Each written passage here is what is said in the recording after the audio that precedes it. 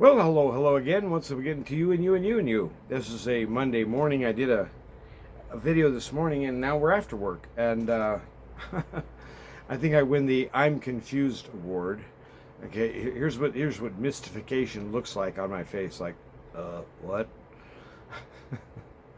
We've been fighting with this grease trap. There's a restaurant that apparently whoever did the grease trap was smoking dangerous fumes.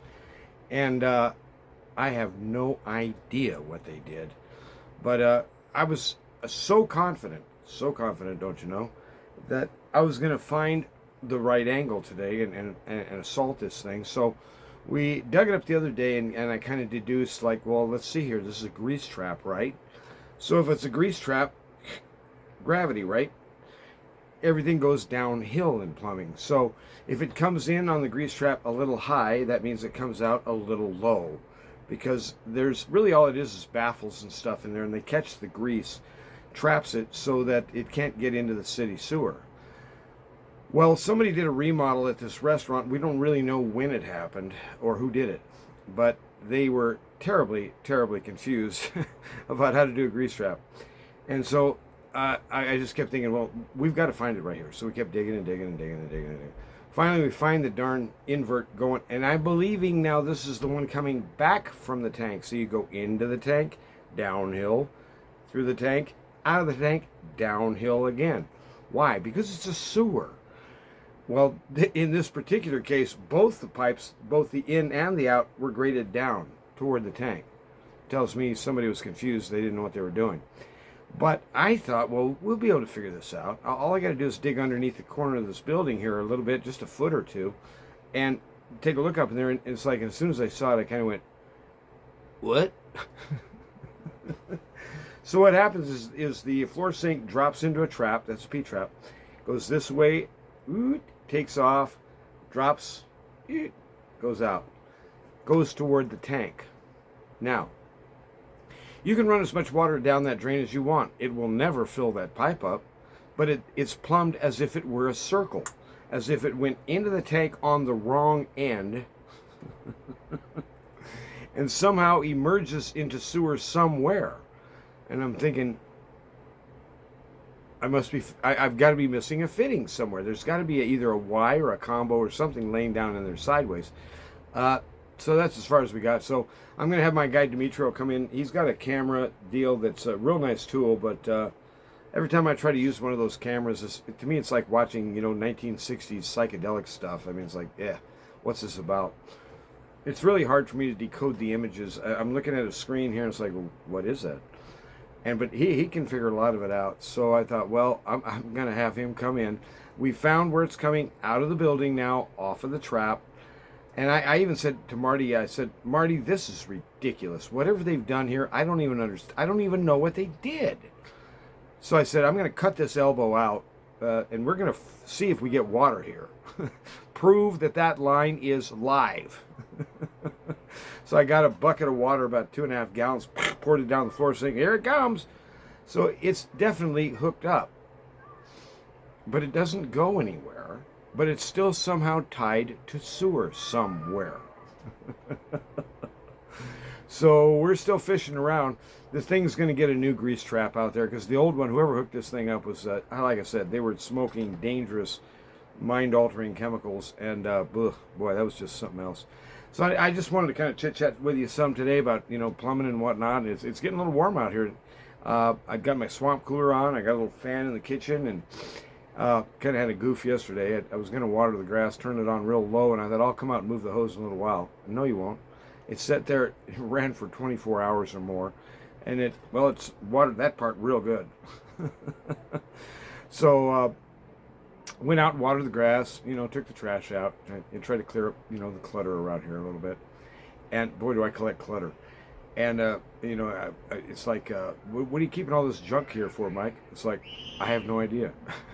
It's sort of like Linus, not Linus, in the Peanuts strips, there was a little guy named Pigpen. And Pigpen, when he would walk along, there was this little cloud that would follow him around wherever he went. I'm kind of like that. So, anyway, I can clean the room up, and sure enough, in about a week and a half, it looks about as bad as it does right now. And so it's like a certain amount of degraded disorder, and that's where I feel comfortable, I guess. So everyone has their level of comfort, and you know, I'm glad I never got really, you know, close and married. There was a woman, I almost married her once. This was about 25 years ago. I'm glad that didn't go through because this woman is very clean, very orderly. We would have been butting heads all of the time, and I'm just glad I didn't have to do that to her. She's a good lady. But anyway, the thing is that when we get off work here, and I'm gonna sit down and have me another uncompensated product from Modelo, and gonna cool off here after a little while, get some dinner and whatnot, and just wanted to chit chat and kind of think about, you know, what we were talking about this morning. Some the NSA is big time into wanting to start spying on everything, and have essentially the entire interweb under their control. And I got to thinking about it a little bit last night, and I thought, well, you know, in some of these tapes, these videos here, I've warned that it's like a phony baloney world that they want to invite you into. You'll see these people now, they're trying to sell these VR glasses. I think Apple is, or somebody.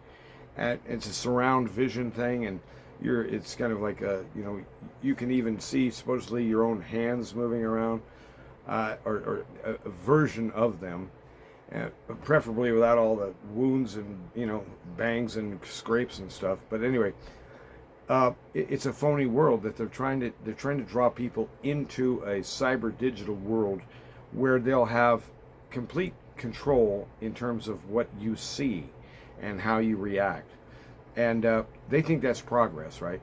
So it's like the real world versus this phony baloney 2-bit chiseling garbage world. And the phony baloney 2-bit chiselers, that would be our politicians, are actually helping it along. So I think at some point or another we're going to have to make a decision. Either you're going to cut yourself off from the internet, or it will be cut off for you. And we're going to have to do without this thing at some point. So I kind of want to take advantage while we still have time, and just, you know, say the words here. You know, Jesus Christ is Lord, and He's Lord over your eyes. He's Lord over your ears. He's Lord over what you experience in your life. He's Lord over everything. And so there's two realities, and there's the real reality authored by the real King, and then there's this, like I said, phony baloney 2-bit chiseling garbage reality that here today, gone tomorrow. Talk about a flash in the pan. And yet they're going to try to boost it up, make it, you know, real showy, real glowy, and, you know, woohoo, everybody's got to have some, and put a little glitter on top. And glitter, ugh. Years ago, I used to have a part-time job at the high schools in town, and I couldn't believe it. High schools.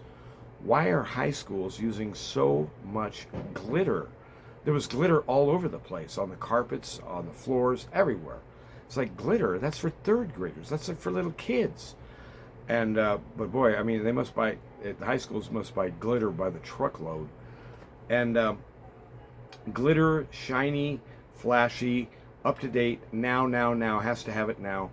All that junk, and we're just gonna have to do without it at some point. And when we get down right to it here, or right down to it, I think I messed that one up. We get right down to it. The situation for us as human beings is going to be, do you favor what's real, like, you know, meat and potatoes and eggs? Oh, by the way, I read or watched a video, and I was reading in the video, it was a subscript thing that they had posted, and Tyson Foods is going to get mixed up with, I forgot what they're called, Nutrix or something like that. It was a company I've never heard of. Guess what their protein is? Yeah, I think you already know. Bugs. There's this whole idea that you're going to actually want to eat bugs.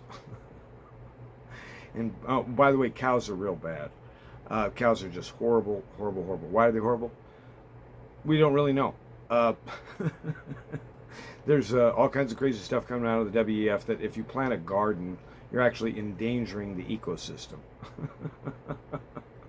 These people are beyond the pale. I was going to say a word, and I'm not going to say it. But I reject the entire premise of this progress. I reject the entire premise that we're going to somehow replace reality with a better product.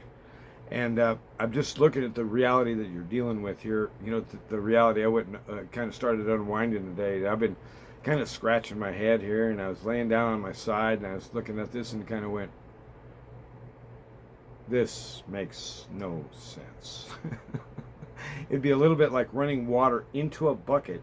That's your drain, okay?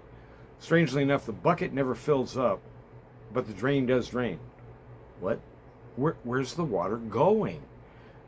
We don't know yet. We've been on it 2 full days, and we dug and dug and dug, and we did some more digging today, but I still don't know what's going on with that rascal. So it's a mystery today, and maybe tomorrow we'll have an answer.